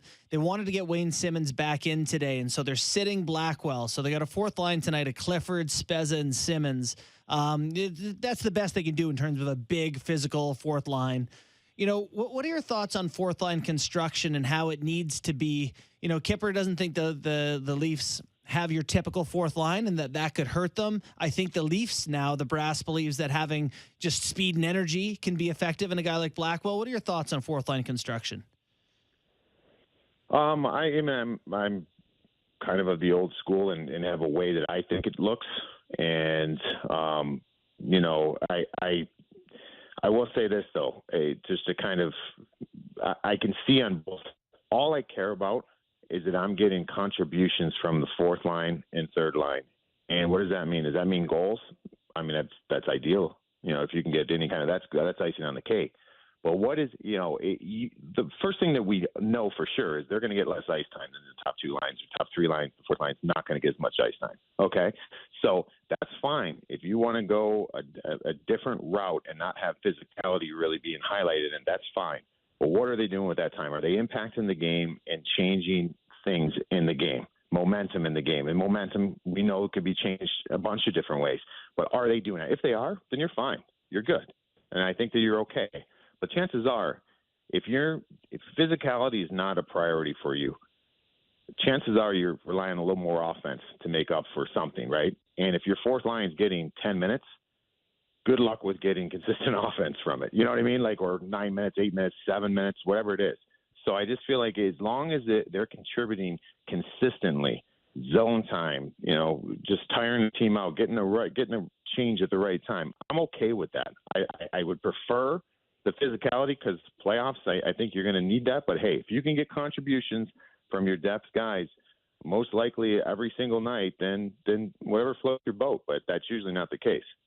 The Leafs and any other team in the East right now have a rare luxury, Rupper. No one's worried about losing their playoff spot. So here we are with a little over a dozen games to go. Is this a good time to start experimenting with stuff like this? I tend to think about building lineups now that have real scenarios for you in the first couple of games of the playoffs. Yeah, I mean, what do you think? I mean, you guys, as far as I think you kind of, in training camp when it's like you're going into your last preseason game and your lineup, you pretty much are icing your opening night roster. So everybody knows in training camp, like if you want to play that last preseason game, I kind of feel like in the playoffs, the end of the regular season, maybe it's your last 5. I don't know where that sweet spot is. Everybody probably has a different opinion. But right now, and they still got some time before we get to that, Mike Sullivan did it last week. And I like it because when the playoffs start, you're going to have Brian Rust with Sidney Crosby and Jake Ensel. Like, that's just simply one of the top lines. And you're going to do it. But what he's tried to do, and it was Malkin was, still trying to find that winger. They could trade for Rickard Rakell. They trade for him, and I think that they will try to force feed that. That needs to work. That's why they got Rickard Rakell. Well, they're like, all right, well, maybe to help guys get going a little bit, let's put Brian Rust. He's kind of our fire starter. Let's see if he's how he is on line 2. And they tried that for a few games. Now they went back, and now they got Jason Zucker back, all those good things. The point being, I think it's really important for coaches to find what buttons they have if need be. And now is probably the time to do it. Does that mean that you're going to stick with no.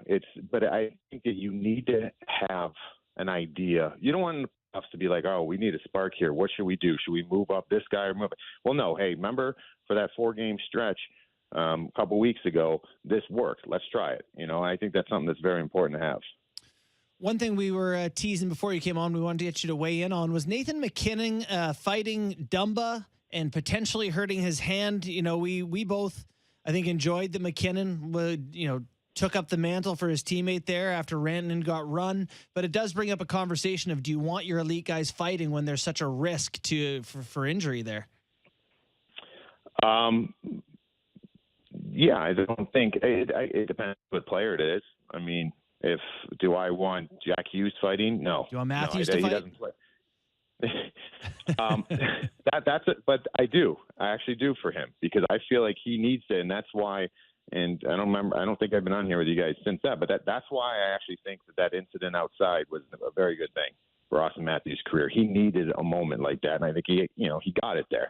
So do I want him to? Absolutely not. We don't really want guys to fight. But if it's part of their edge, and I want Austin Matthews to get a little bit more of an edge, Nathan McKinnon has that edge, Sidney Crosby has that edge. Don't clip their wings. Don't clip their wings, because the edge is what makes them great. It makes them greater. I mean, Brad Marchand, look at that. I mean, his edge is everything. If Brad Marchand got the gag order and wasn't allowed to use social media and do this and that, wasn't able to get away with licking people and all that crap, he wouldn't be the guy he is. Right. It's just how he is. So if it's, hey, if my superstar ever lined up with someone and said, hey, boys are kind of flat, let's go, I'd be like, no, man, we're not doing that. But if you get ran or someone on your team gets run, you gotta let them do their thing. And I don't care what era you are from, that stuff bleeds through your lineup. And I, for one, and I think we've had this discussion, we actually think that the Leafs have been a lot more physical since that incident where Matthews cross-checked Dahlin. And, you've seen it before with Sidney Crosby. Like, when you're watching Sidney go to battle on one-on-ones and he's not looking over his shoulder at a teammate going, can you look after this for me, please? When he's actually engaged, then how does that make 19 other guys feel? I've been in that scenario going, oh, my God, if Sid's doing it, I got to do it. I mean, it's embarrassing if I'm not doing it and he's doing it. That's the ripple effect that you're hoping for, eh, Rupper? Yeah. I mean, I still remember, and just to say what Sid thing, that I felt a couple things. I remember one time our team was really struggling. We lost, I don't know, say it was 5 games in a row. We're playing in Dallas.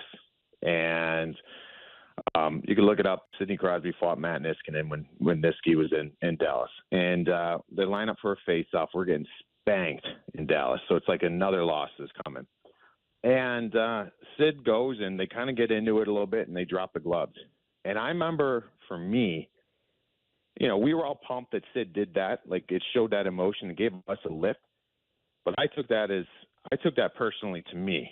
Like, I can't allow this. It should never get to that. You know what I mean? Sure. So that's where I and other guys, like, not just me, because that's kind of what I did. I mean, every other guy on that team, 17 other guys on the ice should feel responsible, because that's the last guy that we need to spark us by fighting, right? It didn't naturally come into play. So it woke us up. We went on like a 10-game heater after that. And it was a huge moment to our season and having those guys there. And you talk about those things, and, when you have moments like that and all the times you have scrums and you have craziness, and it's my favorite memories when you get on the bus or you get on the plane. Yeah. And, guys have ice bags on them. Guys have little raspberries on their cheekbone. They've got stitches on their lip. Like, and you sit there and you have a beer on the way back. No one that's ever it brings a team together more than anything else could. So those moments are huge moments. And when your star players let you know that they're in with you in that moment, it makes it even bigger. Let's end with this. I was playing in New York. Geez, I probably shouldn't even said that. I'm not going to say which player it was. My whole goal here was to not say what player it was. We'll guess. Don't worry. Yeah. So New York Islanders. Let's say that. No, it wasn't the Islanders. But so I was. We're in this game, and we're in MSG, and things are physical in the game, and there's things going on all over the ice. And this is when I knew things are changing. This was in 2012, 2013, somewhere around that time. And we're in the locker room in between periods, having a normal in between the periods, and I have a player come up to me, he's a young player, and he goes, "Hey, Rupper, I just wanted to let you know that whatever number, 54 on that other team, he's all over me, so you won't leave me alone out there, so maybe you can go and take care of him." Hitman, professional hitman. Oh, and yeah. I'm like, excuse me? And he's like, yeah, I mean, he's got to stop. And he just walked away. And I was like, it was a kid. It was like, I'm like, what? Like, what do you think this is? So you talk about one situation that brings everybody together. That moment, I was like, no, man, I'm on an island here. Like, what are you talking about? We're in this together, you know? And like, that was a crazy time. And so it kind of maybe gives a little bit of an idea of what these things can do for a hockey club or do against them. I was in Washington, and Petr Bourne had just joined our team, and Bonsai, hell of a player, eh? Yeah. But he's similar situation. He's like, he comes over to me and Alan May, and he's like, this guy's kind of, bothering me. And Alan May goes to him, maybe you don't want to spear him next time? Like, maybe you just want to start there? Yeah. Maybe, Seems like you're a little irresponsible for this. Hey, Rupp, I really appreciate your time, man. Thanks for doing this. Anytime, fellas. Enjoy. Talk to you later. Mike Rupp, NHL Network. Anyways, I mean, no problem. We know what our roles are. Trust me. Right. But, help us out a little bit. Yeah, like at least pretend like you're in the same corner with me. That was quite a story. Well, it's wild though. Like it does happen though. I don't care where you are today, 10 years ago, 50 years ago. Yeah, there's some guys that just say that's not me. I'm not doing Kyper, that. It's not me. It's not who I am. But some of my best memories in hockey are walking into the dressing room while the game's still going on, and 4 other guys on your team are coming with you because there was just complete mayhem out there and telling stories about adrenaline through the roof, and like that. It's a uniting thing. I'm really interested to see if that vibe today really started by Sheldon today with a "I hope so" comment about the physicalities. Well, and he dressed this lineup. I wonder if Winnipeg isn't 1% offended by the lineup. Wayne Simmons has earned a chance to get back in the lineup. It's not like someone has been horrible to get him in the lineup. This is just Sheldon making this decision for no other reason, I believe, because of their last incident in Winnipeg. Yeah, I think it's protective, not proactive. I think I'm really curious to see how this thing plays out throughout the roster. Yeah. And if it does bleed into does it make guys now feel a little uncomfortable? Does it take them pressure to go be physical? Out of their comfort zone a little bit for this team? Good. Get uncomfortable. Get in these situations where you feel like it's a pressure environment. I think it's good for them. I wanted to tell 2 quick Gomez stories. He talked about having your head up when you play. And I don't know how you felt about your own game, but that was something that I could have worked on myself too. But I saw Gomez play in the ECHL when during the lockout. He's from Alaska. I was playing in Alaska. He came up and played for the Aces. You should have seen the mockery a guy with Scott Gomez's vision and head up can make of a league that low, and it's Olympic-sized ice. He could have just had the puck the whole time. I remember one power play where he physically stood up straight with the puck. He just kept it at his feet, and he directed traffic with his glove, bent back down, ding, ding, backdoor goal. Like, he could see plays that players at that level just couldn't. The guys that were playing with him must have just been like, oh, this is the best thing ever. Gomez led the league in scoring that year. He had 13 goals, I think. It was like 13 goals and 58 assists or something. Like, it was completely ridiculous. That is... special player. That's special, and that's he had the ability... 0405? 04. Yeah, it sounds that's right. The lockout. He had 86 points in 61 games, 13 goals, 73 assists. But that's a guy that can take deep breaths when he's out in the ice and slow things down to the point where he can point direction. Yeah, literally stand up straight with a hockey puck. Imagine doing that in the NHL. Not really an option. All right. Earlier, I discussed Bruce Cassidy, and I like Bruce Cassidy. Sometimes you hear stories like the Bruins players hate him, and he's a pain in the ass. And Good it's coaches just, are a pain in the ass. It's just it's worn out its welcome. Who knows if the Bruins go out early in their first round? I don't know whether or not they may make a change for the sake of making a change. I like them though. Yeah. Every time, I've covered the Bruins.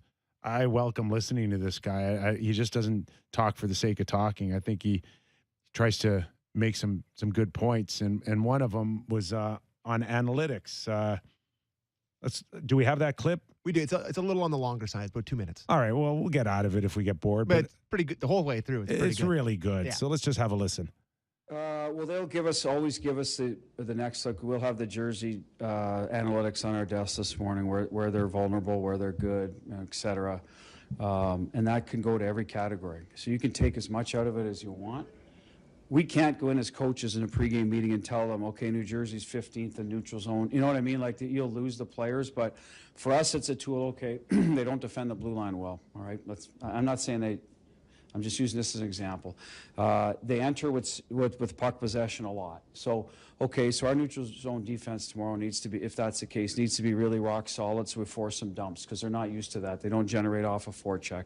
You get stuff like that to help build your game plan. That's what the analytics does for the staff for the most part. Special teams may be that, not good on face-offs. Okay, let's make sure we dig in and help, or maybe we have a set alignment. We can run a play because we know we're going to win more than we're going to lose. So we'll always get that. We'll get 10-day breakdowns of us versus the whole league in terms of expected, non-expected. So basically dictates how you're playing.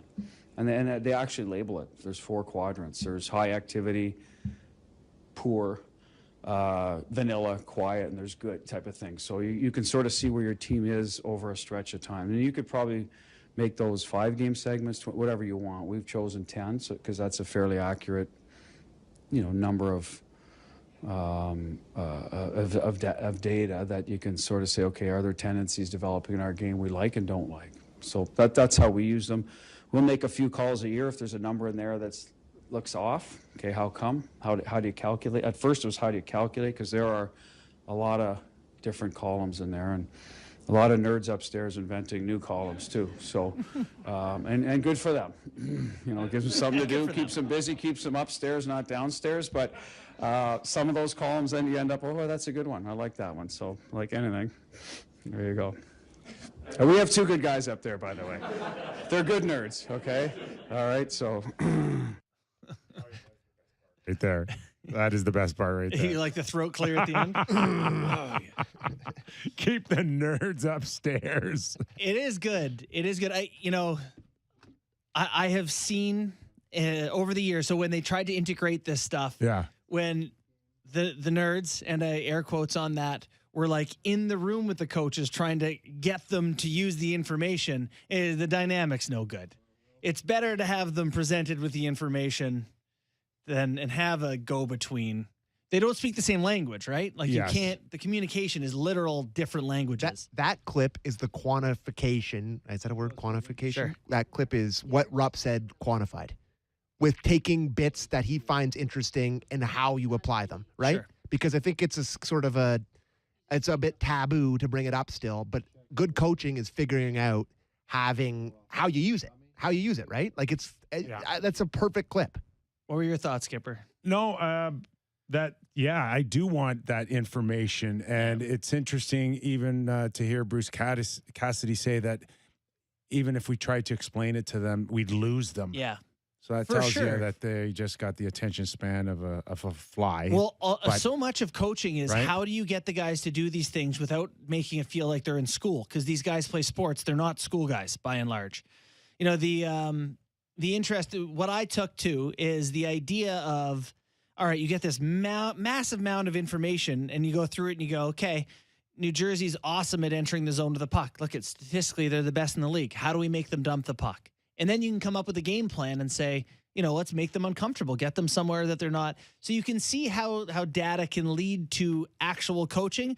And you never have to tell the players we're doing this because New Jersey is, second in zone entries. The other thing I got out of there is that there's still that kind of, not an animosity, but there's a real fine line. And I know he's joking around that, keep him upstairs, but there is a sense that either through some who are more secure than others, and whether or not, these guys think that they should be in the room, or they're trying to become hockey guys as well as analytic guys. But there is still that line where you stay in your lane, I'll stay in my lane. Don't think you're a hockey guy, you're a numbers guy. It's still out there. It is, for sure it's out there, and probably shouldn't be, but there's a definite divide. I will say, like, the tough part is that some of the people who are really, really good at the math and can answer so many questions don't know which questions to ask. They're not sure what to look into on the ice. They could do it if you tell them, could you look into this, and here's why it's interesting. They could do it, but they don't know what to ask. And then you have the coaches, and they're not even sure sometimes that they don't know that these guys could find them quantitative answers. So getting to that middle ground, again, it's the teams trying to find that middle ground, find that communication. I will say, Kyper, I once upon a time, pre-pandemic, talked with an NHL team about a role that they were going to create as like a go-between between the hockey department and the analytics department, sit in the coach's office, go through the numbers, and bring them the relevant things from the pack and say, here's what I find interesting, what you may want to use in the next game. It fell through basically, at the start of pandemic, and I had another kid, and it's not happening now. But that I think there will be a growth in that field where you're trying to get people who can speak both languages. 9 games on tap tonight, including Bruce Cassidy and his Boston Bruins against New Jersey. It's kind of funny because we're watching the Boston Bruins going into the Leaf game, being one of the hottest teams in hockey. Mm-hmm. They've been really lights out since mid-February. Then they lose to the Toronto Maple Leafs. And then the next day, Bruce Cassidy says, there's going to be lineup changes. There has to be. Yeah. And you're like, that's completely opposite of, say, Sheldon Keefe, who, it's like pulling teeth for lineup changes. Yeah. And then it gets even more confusing when he does it and the team's playing well.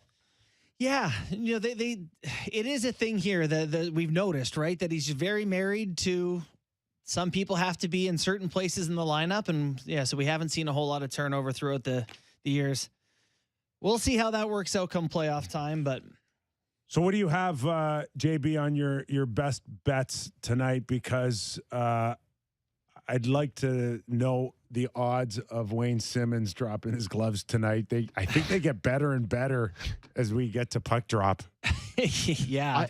If you're talking about best bets, I would love. Can you parlay the over with -1.5 for the Leafs? You might be able to. You really think the Leafs are going to go running away, huh? I just think there's going to be a lot of goals. I think that the Jets have a good offense. The Leafs have Dahlstrom and Liljegren as a pair. Shalgren's a net. They're bad defensively. I really think there's going to be a lot of goals tonight, and I would like to. Well, then it's a foregone conclusion that Austin nets his 50th and 51st. Sammy, your bet pays you plus 175. Ugh, that it? I know that's not great, but doing just the Leafs and also I did the over at 5.5. The real over is 6.5, so you could probably juice that up and get plus 200 or something. Can you? Here's now I'm getting into. This is in Bet Builder, by the way. I'm getting into uncut gems territory here. But can you parlay Matthews 2 goals with that? Yeah, we can certainly do that for you. I like that. I feel like it's going to be kind of I think it's going to be a big night. I'm excited to go to the rink tonight. Is it plus 650? Can they just win again, like Florida, where they only give up 2 goals? Like, do you really want to see another 7-4 win by the Leafs here? We're due for one. Well, I just think that Shelgren's in net. Like, are we not due to see this guy? I don't know. They hit 3 posts on him in Boston. Let's not forget it was posts and crossbars galore, and he gave up 3. Like, there's a chance that he gives up a bunch and they got to outscore the problems. I don't know. And also Winnipeg is tired. We mentioned there, I sent you guys the stats. The Jets defense is terrible. They're weak everywhere that the Leafs offense is great. I expect a lot of goals tonight is my point. That's why I'm doing my uncut gems parlay of Leafs -1.5 the over and Austin Matthews 2 goals. Plus 650. Kipper, what do you think about Nathan McKinnon returning, potentially not injured? Well, what are your thoughts on that? He is injured. My first thought is that he broke a finger. He broke something, but it's not bad enough where he can't close his hand on a stick. So I'm kind of surprised though at where they are in the standings, and why wouldn't you give this guy 2 weeks off? I don't know. Let a finger heal. I do feel like there's some defensiveness about this fight that like they don't want to be seen like, yeah, see, it wasn't a problem. It was a good thing. Everyone wants to defend how that decision was made and how it played out. I don't know. So the Canucks are all but cooked. They lose last night to St. Louis. Back-to-back games now. You think they're done? Yeah. I saw a clip of Thatcher Demko destroy his stick after one of the goals went in or at the end of the game. Yeah. And just looked like a guy. It's like, well, it's probably over. Did you guys see the unfortunate incident with Clayton Keller? Couldn't watch it. I did watch it. Couldn't watch it. Broken femur, I think. No, is it his femur? Oh. That's the early report right now, and no surgery. That's what I'm hearing. That the video, he's going in both legs, splayed feet first into the. There's one of those ones you're going through the fingers. I feel so bad for him. Tough for the golf season. Too bad. Yeah, because he's scratch. That's the issue. He's a scratch. Keller's a scratch golfer. Yeah. There's a clip of him and Doughty talking. Sammy, why don't you just go to Don Valley now and get it over with? The guy's playing in. I was going to swear. I almost swore. And you know what? Arizona, they're the worst team in the league. There's 10, how many games left? 10 games left? Dozen. And he loves to golf, breaks his femur. Terrible. You played down there, True North, Weekopah? No, I'd love to go to Arizona to play golf. That's a great good one. TPC Scottsdale. So funny every time you tee off rattlesnakes. So don't go. Don't go looking for your ball. Don't go looking for your ball. Don't be a fool. Don't go to the Viper Pit looking for your Titleist over there. Literal coyotes. Yeah. All right. So final score tonight, Sammy. 7-4. 6-4 Leafs with an empty netter by Austin Matthews for his second to cash my parlay. What could Shelgren do to make you wonder if you should start him in the playoffs? Anything? Nothing. Oh my gosh. It's like this one's going to be dicey from here on in. Dicey? Yeah. That's one word for it. Dicey. Yeah. It's vulnerable right now, guys. The thing is, he's played well. He's put together good games. The team has played well in front of him. This happens all the time where there's like an injury and someone plays out of their depth in the roster spot. They have like 5 good games and people go, should we keep, this is working. And then there's a reason that person doesn't actually occupy that spot and you learn about it eventually. He's gone through his 5 games here. I'm a little worried that it's just going to catch up with him. Yeah. Cinderella. Right. The old pumpkin. The old 12 o'clock midnight.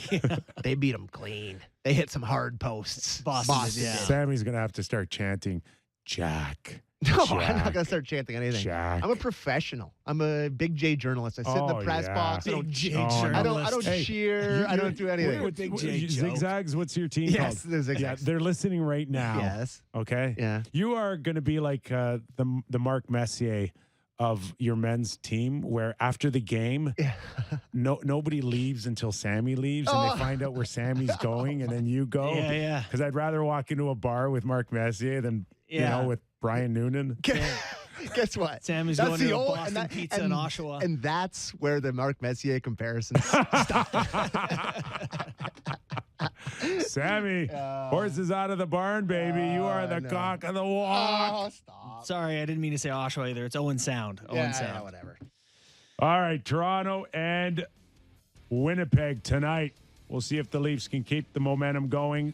Huge lineup changes. We expect. Wow, come on. Blackwell's out. Okay, Blackwell's out. They called you out on overselling that one.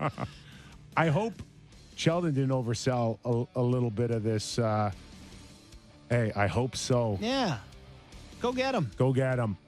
They're rested. Jets aren't. Get after it. 9 games on tap. As we said, the marquee one, Toronto and Winnipeg. Our thanks to Mike Rupp, Sean Reynolds from Sportsnet, and of course, JB, Sammy. Jennifer and Derek, always a pleasure. And you, Thanks for Kyper. watching and listening. Give us a rating and review on our podcast. Keep the chats going. We love having you around. Have a great night, everybody.